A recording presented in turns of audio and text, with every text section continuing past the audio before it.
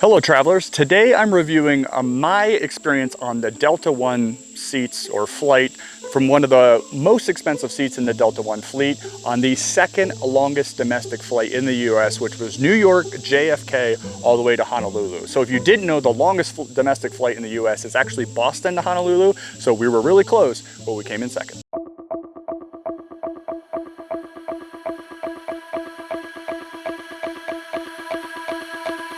So this was my first time flying in any type of laydown seat. I've never been this bougie before, so this is my experience from first time ever doing it. This is also my first time ever flying over 6 hours. So my longest flight, I believe up until that point, was to Iceland, which was last year, which I think was like 6 hours and change, but this was my longest flight over 6 hours and the first time ever in lay flat seats. So if you stick around to the end, I will give you my overall rating out of 5 stars. I will also tell you our comparison to American Airlines first class seats, which we flew on the way home from Hawaii.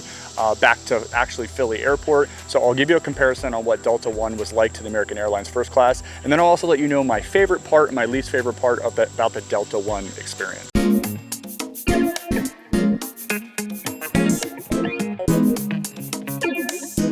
So our journey begins in the Delta One lounge in the JFK airport. So to be fair, this is the first time I've ever been in a specific airline lounge ever. I've heard about the magical place that is the lounges. This is the first time I experienced one, and the word that comes to mind is refreshing. So what a way to experience airports without all the chaos and everything else going on. These places are secluded, tons of food, tons of drinks, tons of seating, places to plug in all your electronics, clean bathrooms, personal bathrooms. I mean, what an incredible time. I can see why people go the extra mile or stick with a specific airline so they can get into lounges, because staying in a lounge in an airport just makes that entire waiting experience totally different than being in like the general population. It was just absolutely wonderful, and what a great experience. So if you can't get into the lounge or you don't have a ticket, you can pay $50 to get somebody into the lounge. You just have to have lounge access prior to that. I believe that's how it's worked. That's what it seemed like when people were getting guests in. I know one of my family members was looking to bring one of their guests in. So I believe it's a $50 charge. You can bring that person in, but like the food and the options and everything inside of the lounge were just incredible, like I said. Another really crazy thing is Naomi Watts was actually sitting right behind us inside of the Delta One lounge. We didn't say anything, obviously, because that's rude and things like that, but yeah, it was a full-blown celebrity. So moving on from the lounge to the boarding process, obviously we had priority boarding with Delta One, which was really simple. It was an absolute breeze. This particular plane was a 1-2-1 setup. So my wife and I were actually on opposite sides of the plane, and then my daughter and her boyfriend were actually in the middle. So we were across the row from each other, like we were straight in a row. It was kind of like, you know, jagged or whatever. But my wife and I were not sitting next to each other, which was kind of a new experience, but we kind of both just did our own thing until we got over to Honolulu. So first impression of the seats overall, they were a little bit less glamorous than what we saw on the website. So to give you a little feedback on that, we got a plane that was a little bit older than the one we were originally supposed to be in. We were supposed to be in a larger plane than the one we had, but this one was a little bit older. So the seats were great, and everything on the seats and everything worked, which I'll get into that in a little bit, but they weren't exactly as new as the picture showed. Like the newer ones have more of like a cubicle type setup with more privacy. These were more seats that like fully laid down and everything, and weren't as private, but just a heads up there. The controls on the seats, everything worked awesome. The tabletop next to you was great. All the places to put things was amazing. The whole kind of seat arrangement was really, really awesome, and all the controls worked and everything, but there was a few downfalls, and I'll get into that. You know, so just to give you some measurements, I'm 5'10", 190 pounds, and I didn't have any issues obviously sprawling out and laying the seat completely flat, so I had no issues with that. Like I said, all the controls and everything worked perfectly, and my favorite part of the seat was the, you know, not the full lay down, but the recline with the footrest up. I mean, I was super comfortable. That was amazing. All right, so let's deep dive into the seats. So what's really funny is I was really excited about these lay down seats because you can sleep. I actually didn't sleep this entire like 10-hour flight.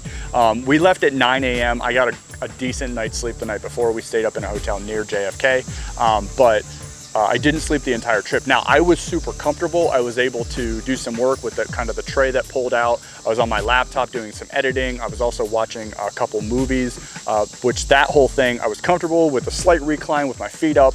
I mean, I was super comfortable. So let's talk about the entertainment. So the TV was okay. It was HD, but it wasn't super crystal clear. Like I said, it was definitely a little bit of a dated technology compared to probably some of the newer. So if you're getting on Delta One and you're getting on a newer plane, it should be amazing. I'm sure it's gonna be super crystal clear. Not major issues with the TV, just not as clear as I have seen some other TVs in, you know, on planes and things like that. But what I would say is the options for entertainment was really, really impressive.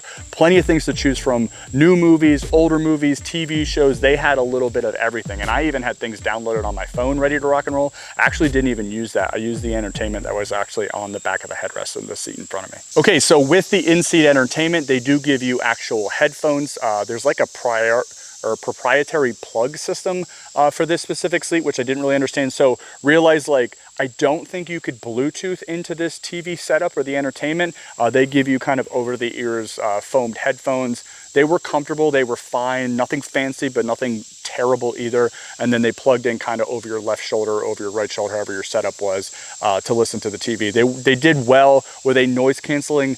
Not really, but I could hear everything fine, and the volume for the whole TV setup was great. So really no major issues, just wish maybe I could have used my own headphones. Obviously those headphones were new, but you know, I don't think you can set up your own headphones for the specific entertainment. So let's talk about power. I was a little disappointed with the power options for the seat. Once again, I think it's because it's a bit of a dated plane. So the actual 110 plug was loose. I took one of, like, I have a block charger that has some type C's and USBs. That's kind of like a supercharger that I plug into 110 wall outlets wherever I travel. That would not stay locked in. So I actually, when I plugged it in, it tilted because, like, obviously the connectors inside were loose, either from overuse or whatever. I'm not totally sure. So I had to switch it up a little bit and use my power bank to charge my phone and things like that. So I wasn't actually using the power out of the seat per se, because it just had loose connections. Now, whether you take something else and it probably works, remember that can be a little bit top heavy with those blocks, but realize you could have some situations like that with the power. There was no type C power either. It was either USB or the 110 plug. So realize that on older planes, you want to make type Cs. With every seat came some goodies as well. So the pillow and blanket were pretty great. There was nothing terrible about either of those. The blanket was definitely needed because our plane was hella cold.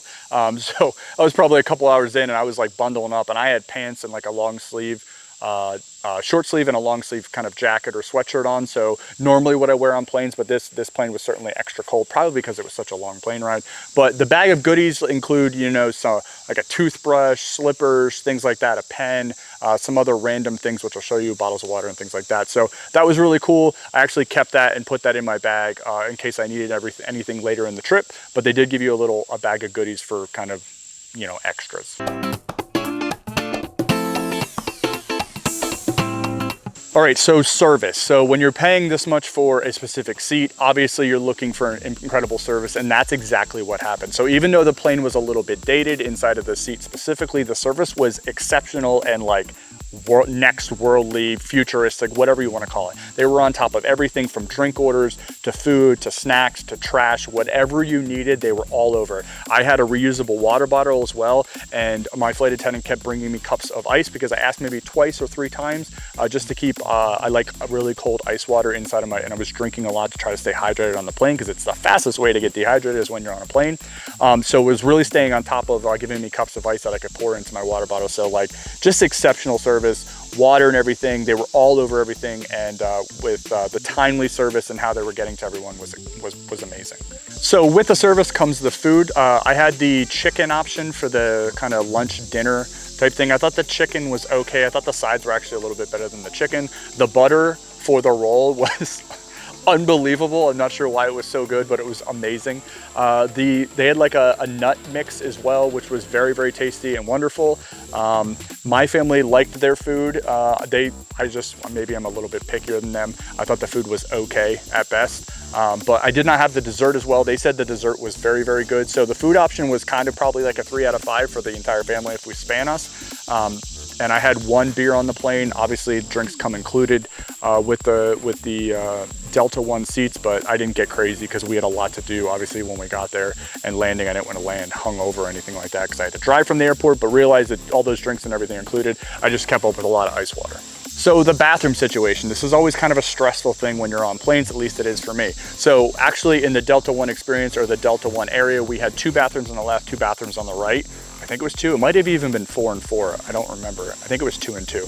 But anyway, there was 4 for our section, which was amazing because when you're trying to stay as hydrated as I was, getting up and I must have went to the bathroom like a million times. People were probably like, what the heck is going on with this person? But I wanted to stay really hydrated because when I don't, it like messes up my entire vacation. So was really drinking a lot of water and able to get up and go to the restroom without major pains in the butt. It was not too far of a walk. You know, most people were either sleeping or doing whatever, they're minding their own business, but a bathroom was always available and it was really dedicated for our section. So that was a wonderful experience. The bathrooms were clean, they were big enough, everything was really wonderful from the bathroom situation.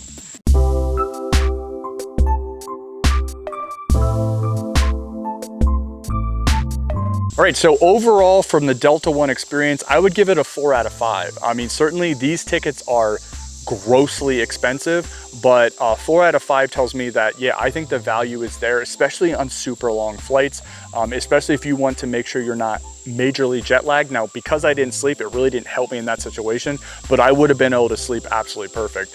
My daughter and her boyfriend slept actually quite a bit and were really refreshed when we actually hit down in Honolulu. I just had to play a little catch up and stay up a little bit longer and kind of reacclimate myself, but would have had no issue sleeping if I just was tired. I really loved that I was able to get some work done, and the entertainment options, like what a 10.5-hour flight to me felt like it was 4 hours. So if that gives you any indication on how great the experience was, it felt like half the trip that I didn't even have to go through. So felt like it took way shorter of a time than I was anticipating. Okay, so let's get into pros and cons as bugs are biting me. So the pros for me is really the space and the comfort. So there were the space, the comfort, the ability to lay the seats back and have the footrest, that definitely trumped the basic first class seats coming back from American Airlines. So the Delta One experience and the lay down seats are certainly an upgrade to the first class seats. They should be though for the cost that you're paying for sure.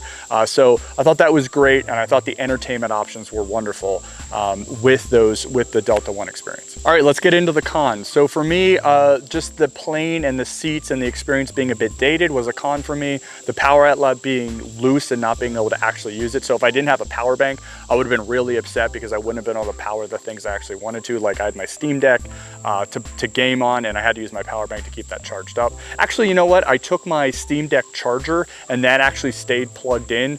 So I was able to use my power bank for some stuff, and then I used my Steam Deck charger really, which is like a hellaciously powerful charger that actually stayed locked in enough. It was a little loose, but stayed in locked in enough to charge that, and I could have charged my phone and stuff off of that. So that kind of thing, and the TV being a little bit older as well, were cons for me. The food for me was a bit of a con as well, but my family didn't have any issues with it. My favorite parts of this entire experience was definitely the room, at the seats, the entertainment options that were in the TV and available for free. And then the bathroom availability, being able to get up and drink lots of water and not have to be bothering people to go to the bathroom or wait a long time. And then the airport lounge. Maybe it was just because it was the first time I was ever in an airport lounge, but it was freaking awesome. Least favorite part of this entire trip was the power outlets. I just thought that was really stupid. I think that they need to be replaced and upgraded, especially for the price you're paying. I should not have any concerns with plugging anything into the one-time power and it being loose or having issues, period.